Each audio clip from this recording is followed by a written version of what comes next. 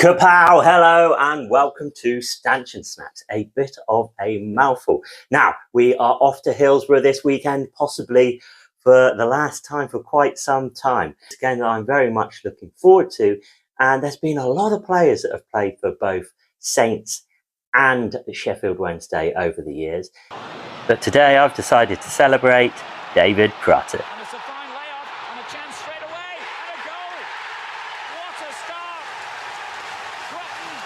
Now, Prutton is from Yorkshire, and we couldn't celebrate Yorkshire at this time of year without taking a trip to the Rhubarb Triangle. It's rhubarb season, people. So today we are going to be using this wonderful product. So let's get cracking with this rhubarb, and I'm going to cut it into sort of similar sized pieces, no longer than this, and you'll see why in a minute. So we'll just sort of trim them down, and if you've got like a big one like this, you can kind of just go all the way through like that first and then into sort of strips. So although these are all sort of slightly different shapes, they're all the same sort of size and thickness, if you know what I mean, or mostly anyway. Rhubarb generally is quite sharp, quite bitter, so we need to cook it in something a little bit sweet. So you would normally use plenty of sugar and a little bit of water, so almost like a syrup.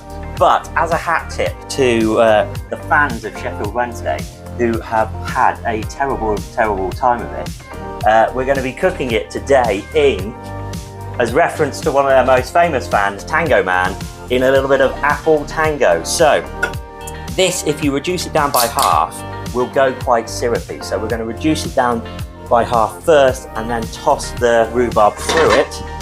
Maybe half of this can, because I want to drink some. Whilst that's cooking, we are going to make a crème patisserie.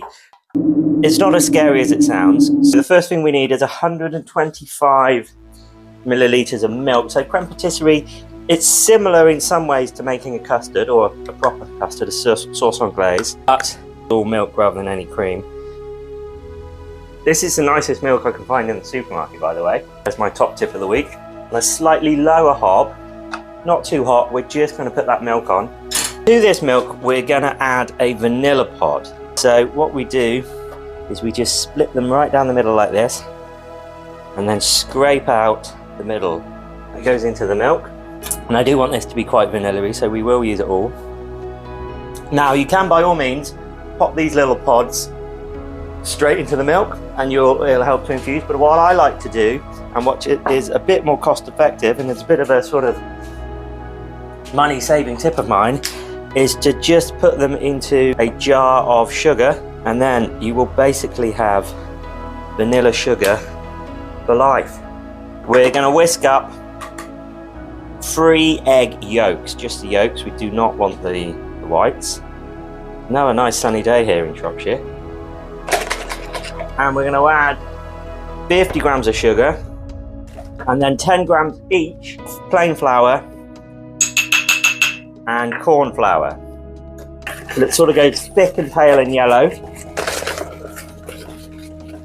So once this milk's come up just below the boil and has maybe cooled for about a minute, we're going to whisk in slowly, a little bit at a time, so that we don't scramble everything. Give the pan a little clean out, and then return your mixture back to it.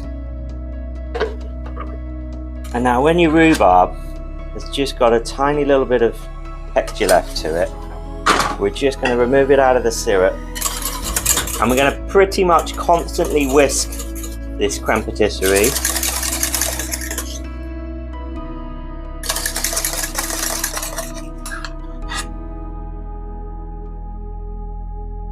And at this point, if you really want to, you can just put a drop, not much, of cream. So then, starting with a bit of pre-rolled puff, we're going to make some triangles.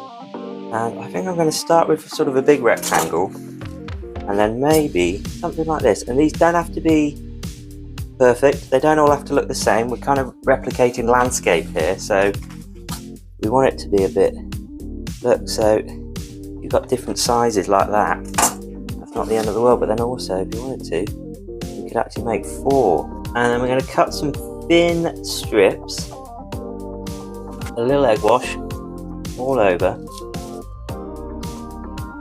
And we're just going to place these little strips off that you just have to trim down to the right size. And we're just going to put a fork in the bottom here, and this is just going to stop this bit from puffing up. So we'll end up with little nests, little tart cases. A bit more egg wash on our new bits.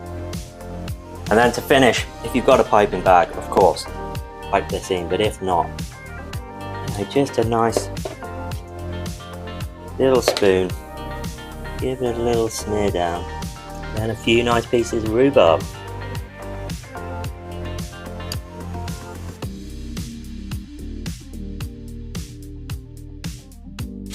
Well, there you have it, people, my rhubarb triangle. I'm pretty happy with myself. Let's give it a taste. I've made myself a cup of coffee. This is actually the first thing I've eaten all day. I will cut him in half, but I could have just whopped it straight into another triangle. It's so light, it's perfectly balanced, beautiful hit of vanilla. I wanted to create something that represented rhubarb, that represented Yorkshire, that represented David Prutton. I feel like I'm sat on the streets of Paris somewhere. And I guess when you look at David Prutton, he's a classy guy. He's well dressed, he's got good hair, but deep down, he's a Yorkshire man. You know what? I think I've represented David Prutton pretty well here. Give that one a go, don't be scared. Enjoy rhubarb season, up the Saints. See you at the next one. This is a Stanchion Snack. And this is a bit of a mouthful. In the last 4 games, David Prutton at least gave them hope. He halved the deficit with just under half an hour to go.